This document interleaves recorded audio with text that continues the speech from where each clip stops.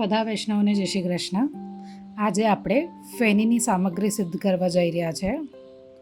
આ ફેનીની સામગ્રી અનસકડીના અંતર્ગત આવશે. એકદમ સુંદર સામગ્રી સિદ્ધ થાય છે અને એકદમ સિમ્પલ છે બનાવવાની આની રીત. આના પહેલાં પણ મેં એક સૂતર ફેનીની સામગ્રીનો વિડીયો પોસ્ટ કર્યો હતો. આ સામગ્રી આપણે અનસકડીમાં બનાવશું. જે વૈષ્ણવના ઘરે અનસકડીની સામગ્રી થાય છે તે આ સામગ્રી સિદ્ધ કરીને ઠાકોરજીને ભોગ ધરી શકે છે. આ સામગ્રી ઉત્સવ ઉપર આવે છે તો તમે ક્યારે પણ બનાવીને ઠાકોરજીને ભોગ ધરી શકો છો. ચાલો આપણે બનાવવાની શરૂઆત કરીએ. સૌથી પહેલાં આપણે તેના માટે અડધો કપ જેટલું ઘી લઈ લઈશું. ઘીને આપણે ગરમ કરી લઈશું સરસ રીતે. આ જે સામગ્રી છે એકદમ સરળ છે અને એક નવી તરહથી હું તમે લોકોને બધાને બતાવું છું, શીખવાડું છું આ સામગ્રી. આના પહેલાં જે સૂતર ફેનીનો વિડીયો મેં પોસ્ટ કર્યો હતો એ અલગ સામગ્રી છે. આ સામગ્રી આપણી અનસકડીના અંતર્ગત આવશે. તો ચાલો એક પછી એક આપણાની બનાવવાની રીત જોઈએ કે કેવી રીતે સામગ્રી સિદ્ધ થશે. ઘીને સરસ રીતે આપણે ગરમ કરી લઈશું. તેના પશ્ચાત આપણે આમાં આરારોટ પધરાવશું.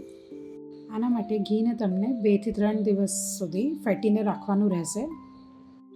આમાં તો મેં જ્યારે મિક્સ કરું છું ત્યારે જ ફેટું છું એને સામગ્રીને, ઘીને. આ મેં આજે સેમ્પલ બનાવીને આનું રાખી દીધું છે, એટલે કે આને ઘીને આ રીતે ફેટીને જરાક રાખી દીધું છે. તો હવે સામગ્રી આપણે આની કાલ સિદ્ધ કરશું. તો હમણાં આને આપણે એઝ ઇટ ઇઝ રહેવા દઈશું. આને આપણે ઢાંકીને 1 દિવસ માટે રાખી દઈશું. આ જે કપથી મેં ઘી લીધું હતું એ જે કપથી આમાં આપણે મેંદો પધરાવી લઈશું, એટલે કે કાલે પધરાવશું. હમણાં તો આપણે ઓવરનાઇટ આને રાખવાનું રહેશે ઘીને 1 દિવસ માટે. તો કાલે આ માપનો જ કપમાં આપણે સિદ્ધ કરશું સામગ્રી. આ જો આ આપણે કાલે ઘી જે રેડી કર્યું હતું, જેને આપણે રાખ્યું હતું આખી રાત માટે, ઓવરનાઇટ માટે, એ હવે તૈયાર થઈ ગયું છે. જેમાં આપણે 1 ટેબલ સ્પૂન જેટલું આરારોટ પણ પધરાવ્યું હતું, આપણે રાખી દીધું હતું. તો આ હિસાબથી થઈ ગયું હતું. પછી આને મેં હમણાં 2-5 મિનિટ માટે ફ્રીજમાં પણ રાખી દીધું હતું. આ રીતે આપણે આને ચમચીથી સરસ રીતે ફેટી લેશું ઘીને. એકદમ સ્મૂથ બેટર જેવું થઈ જવું જોઈએ. દાણા ન પડવા જોઈએ, આમાં ધ્યાન રહે, કેમ કે ફેનીમાં ફેની સિદ્ધ નહીં થાય પછી દાણા વચમાં આવશે. તો એકદમ સ્મૂથ થઈ જવું જોઈએ આપણું ઘી. આ પ્રકારથી આપણે 2 થી 3 મિનિટ માટે ઘીને આ રીતે ફેટી લઈશું હાથેથી.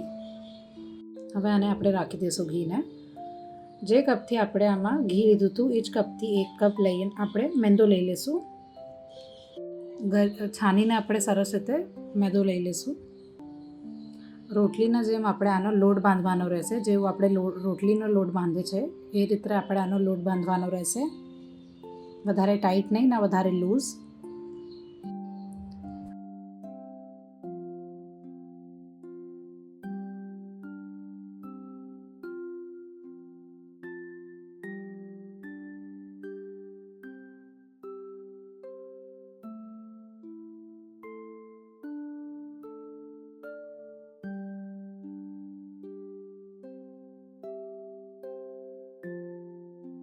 આ આપણો લોટ બંધાઈ ગયો છે.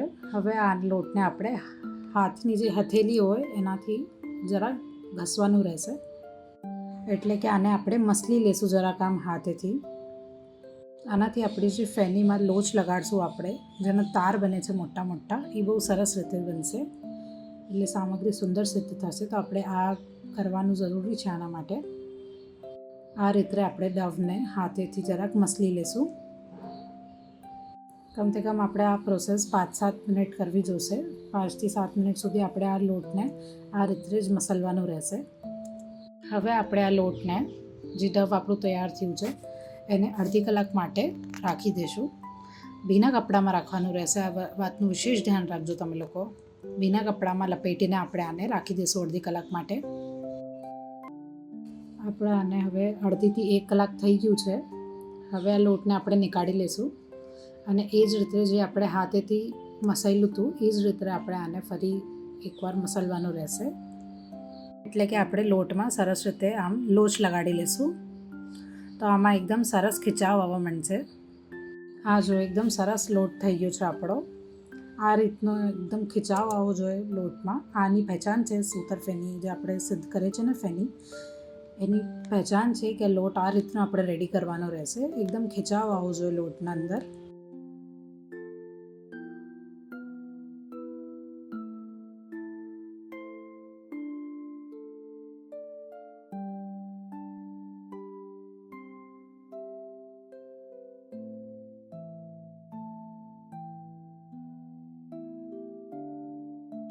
આપણો લોટ સરસ રીતે રેડી થઈ ગયો છે. હવે આપણે એક થાળી લેશું. એમાં ચારેય બાજુ ઘી લગાડી લેશું સરસ રીતે. હાથમાં જરાક ઘીની આપણે ચીકણાઈ લઈ લેશું અને લોટના આપણે 6 ભાગ કરી લેશું. લોટને 6 ભાગમાં ડિવાઈડ કરી લેશું. આપણે જેટલી સાઇઝની આપણે ફેની બનાવવાની છે એ સાઇઝના અકોર્ડિંગ આપણે આના ભાગ કરી લઈશું લોટના. મેં આના 6 ભાગ કર્યા છે.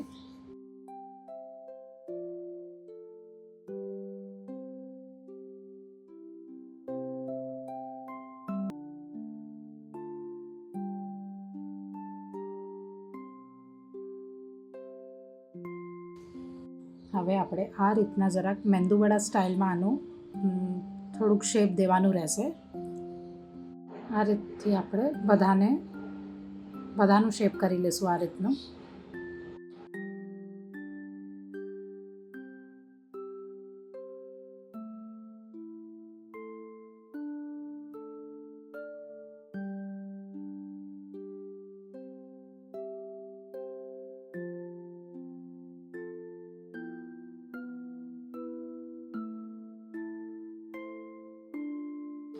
મેં આને 7 પાર્ટમાં કરી નાખ્યું છે ડિવાઈડ. હવે આપણે આમાં ઘી પધરાવી લઈશું. ઘીનું મિશ્રણ જે આપણે રેડી કર્યું હતું એ બધાના ઉપર પધરાવી લઈશું.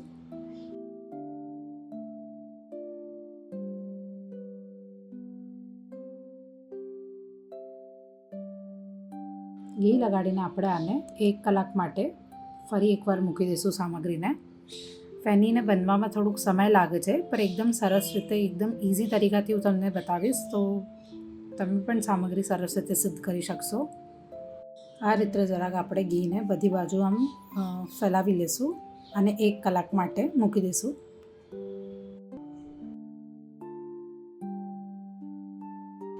આને હવે 1 કલાક થઈ ગયું છે. હવે આપણે આને નીકાળશું અને આ રીતે એકદમ જે દોરી હોય, રસ્સી હોય એ હિસાબથી જરાક આને આમ ખેંચતા જશું તાકી એકદમ દોરી જેવું થઈ જાય. આ રીતે આપણે બધાને કરી લઈશું. ધ્યાન રહે કે બધી બાજુથી આની સાઈડ એક સરખી જ હોવી જોઈએ, એટલે કે જાડું પતલું ન હોવું જોઈએ. એનાથી આપણી સામગ્રી બગડી શકે છે. સૂતર ફેનીની જે લેયર્સ છે એ સરસ નહીં દેખાય એનાથી, એટલે ધ્યાન રહે કે બધું એક સરખું થાય છે.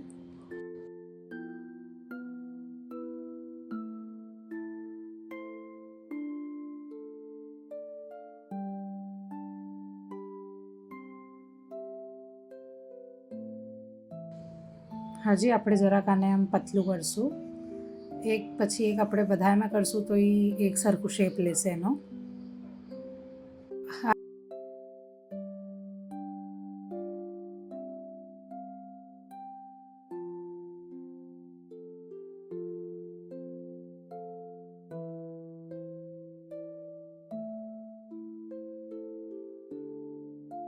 આ રીતે આપણે આને આમ હાથેથી આમ બાંધતા જશું, જેનાથી એની એક પછી એક લેયર ખુલશે બનવા પછી. આ રીતે આપણે આને બધાને કરી લઈશું.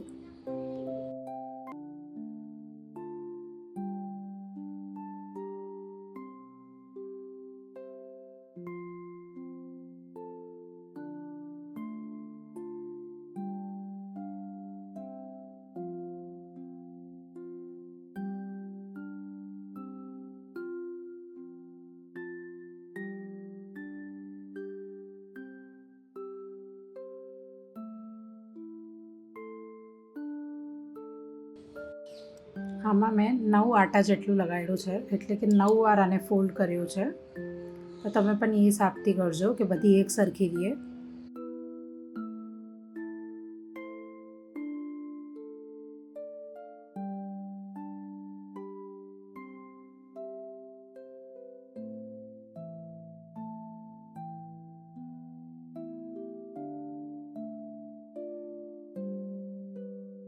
ફરી એકવાર આપણે બધામાં ઘી મૂકી દઈશું. અને પાછું આપણે અડધીથી એક કલાક માટે મૂકી દઈશું. એટલે ઓછામાં ઓછું અડધી કલાક અને વધારેથી વધારે 1 કલાક માટે ફરી એકવાર આને આપણે મૂકી દઈશું રેસ્ટ માટે સામગ્રીને.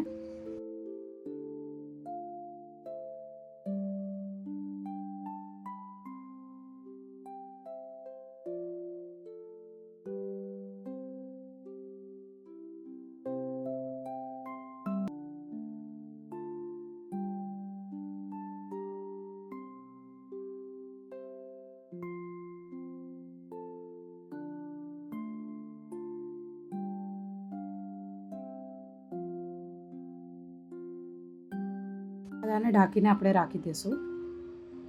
આ સામગ્રીને હવે અડધી કલાક થઈ ગઈ છે.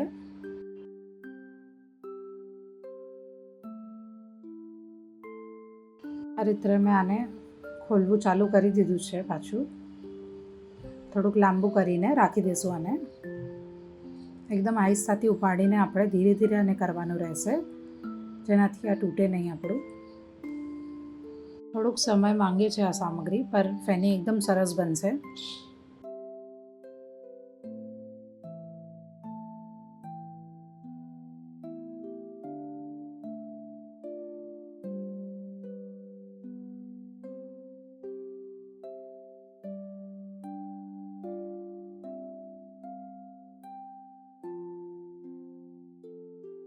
આ જો આમાં તાર આવું ચાલુ થઈ ગયા છે, એટલે કે તાર દેખાવા ચાલુ થઈ ગયા છે, પણ જરાક જાડા છે. હમણાં આપણે સરસ રીતે આને જરાક ફિનિશિંગથી કરવું પડશે હજી એકવાર.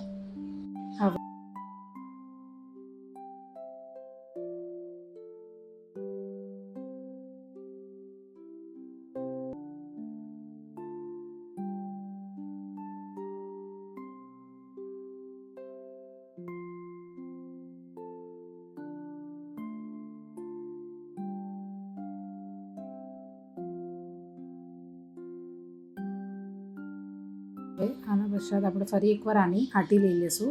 તો આને મેં હવે 4 વાર ફોલ્ડ કર્યું છે. 4 ફોલ્ડ હવે આપણે લઈને મૂકી દઈશું. બધાની એ જ રીતે કરી લઈશું અને અડધી કલાક માટે પાછું આને મૂકવાનું રહેશે આપણે.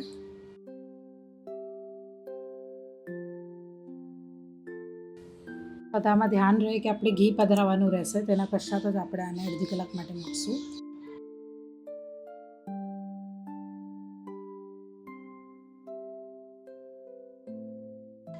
આને અડધી કલાક થઈ ગયા છે સામગ્રીને. આ હિસાબથી આને ફરી એકવાર ખેંચી લઈશું આપણે.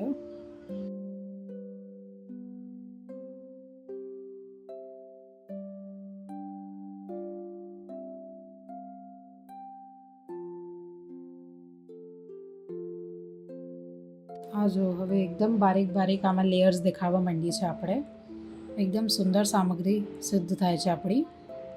આ જો એકદમ પતલી પતલી લેયર્સ હવે આમાં દેખાય છે. આપણે હવે હજી કરશું આને. જેટલી વાર આપણે કરી શકીએ છીએ એટલી વાર કરશું.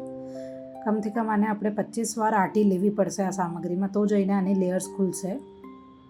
વચવચમાં આપણે આને રેસ્ટ એટલે દઈએ છીએ કેમ કે લગાતાર અગર આપણે કન્ટિન્યુ કરીને કરશું આને તો સામગ્રી આપણી તૂટી જશે. એટલે વચવચમાં જરાક રેસ્ટ દેવું જરૂરી છે. પહેલાં તમને થોડુંક વધારે રેસ્ટ દેવું પડશે, જેમ કે 1 કલાક, અડધી કલાક કે એમ. પછી તમે 10-15 મિનિટનો બ્રેક દેશો તો પણ હાલશે. આ જો એકદમ સરસ લેયર દેખાવા માંડી છે આની. આ આપણું તૈયાર થઈ ગયું છે. હવે એના પહેલાં આપણે જરાક હજી 15 મિનિટનો આને બ્રેક દેવો પડશે સામગ્રીને. ત્યાર સુધી મેં આમાં ઘી ગરમ કરવા મૂક્યું છે. સામગ્રીને આપણે તરી લેશું સરસ રીતે. મીડિયમ ફ્લેમ ઉપર જ ઘીને ગરમ કરવાનું રહેશે. થોડુંક સામગ્રીને આપણે ખેંચી લેશું અને આ રીતે હાથ ઉપર ફેલાવી લેશું ફેનીને. એકદમ હાથની હથેળી ઉપર આ રીતે ફેલાવી લેશું. એકદમ રોટલી જેવું થઈ જવું જોઈએ એવું.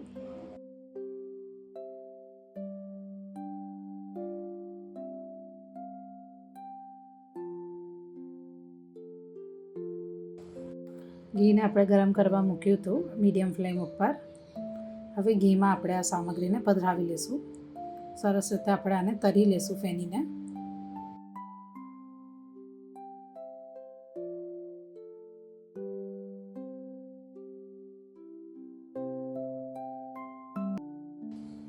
ધ્યાન રહે કે આપણે ફેનીને મીડિયમ ફ્લેમ ઉપર જ તરવાનું રહેશે.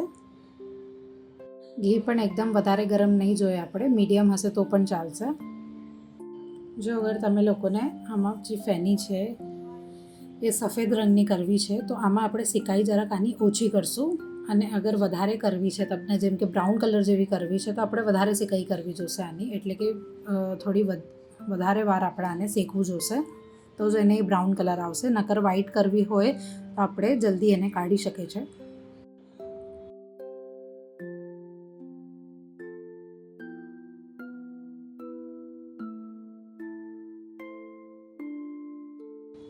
ઉપર નીચે આની આપણે પલટી કરીને આ રીતે આપણે આને ખોલી લઈશું, જેનાથી બધી બાજુથી સરસ શેકાઈ જાય.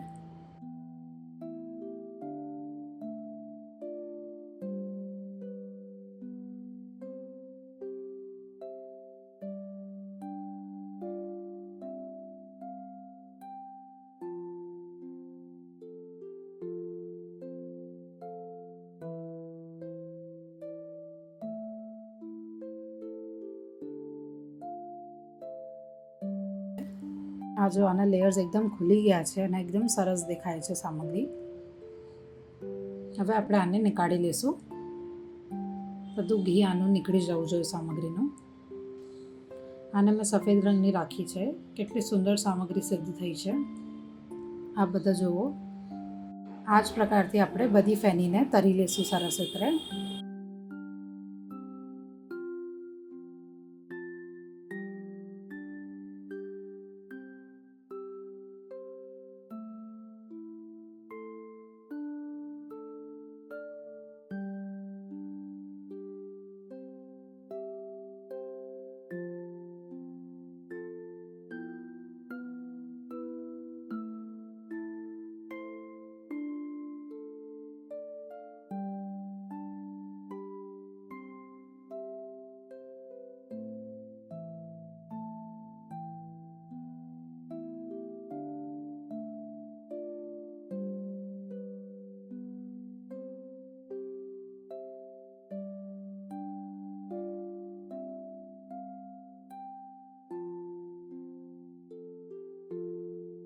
આ મેં બંને તરહની જે ફેની છે એ તૈયાર કરી છે. કોકને મેં વધારે તળ્યું છે અને બીજી જે વ્હાઈટ છે એને થોડુંક ઓછું તળ્યું છે. એકદમ સુંદર સામગ્રી સિદ્ધ થઈ છે આપણી. તમે આપ બધા જોઈ શકો છો. એકદમ સરસ લેયર્સ આવે છે આમાં. ખૂબ જ કોમલ છે સામગ્રી. આપણે આને ઘીમાંથી એમને પધરાવી લીધી છે આમાં બીજા પાત્રમાં. 1 કલાક પશ્ચાત તમે આમાં ચાસણી પીવડાવી શકો છો સામગ્રીને. હવે આપણે આની ચાસણી બનાવવાના માટે 1 કપ જેટલી ખાંડ પધરાવી લઈશું. જે કપથી આપણે મેંદો લીધો હતો એ જ કપથી આપણે આમાં ખાંડ લેવાની રહેશે. અને અડધો કપ જલ પધરાવી લઈશું આમાં.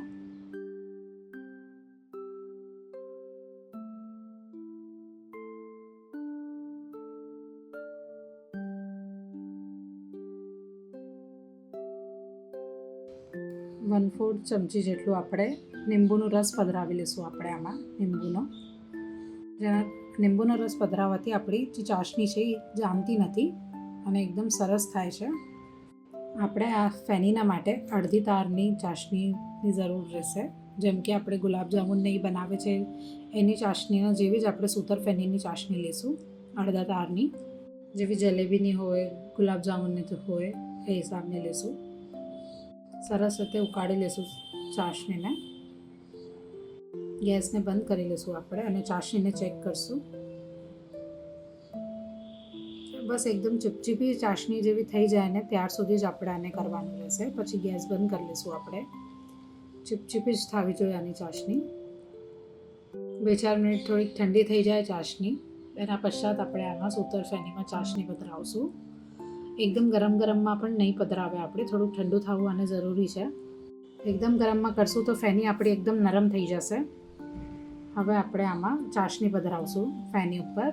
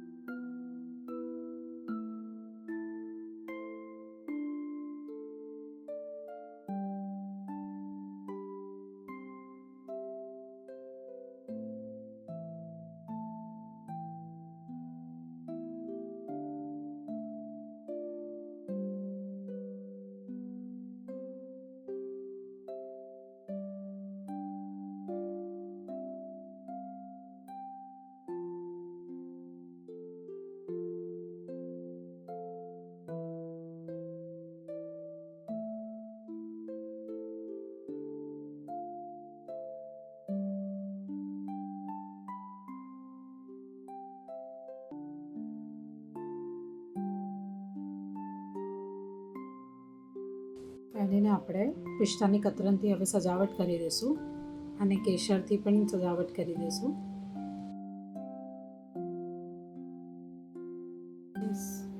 સામગ્રી એકદમ સુંદર લાગે ડેકોરેશન કરવાથી. આ આપણી અનસકડીની ફેની તૈયાર થઈ ગઈ છે. આ બધા વૈષ્ણવ પણ બનાવો, આ સામગ્રી સિદ્ધ કરો. એકદમ સિમ્પલ સામગ્રી છે, પર થોડુંક ટાઈમ લેશે સામગ્રી આ, પર બની જશે. વધારે ડિફિકલ્ટ નથી આમાં કાંઈ. તો આ બધા વૈષ્ણવ પણ સામગ્રીને સિદ્ધ કરો અને જે કંઈ પ્રોબ્લેમ આવે તો મને કમેન્ટ્સમાં જરૂર પૂછજો. બધા વૈષ્ણવને જય શ્રી કૃષ્ણ.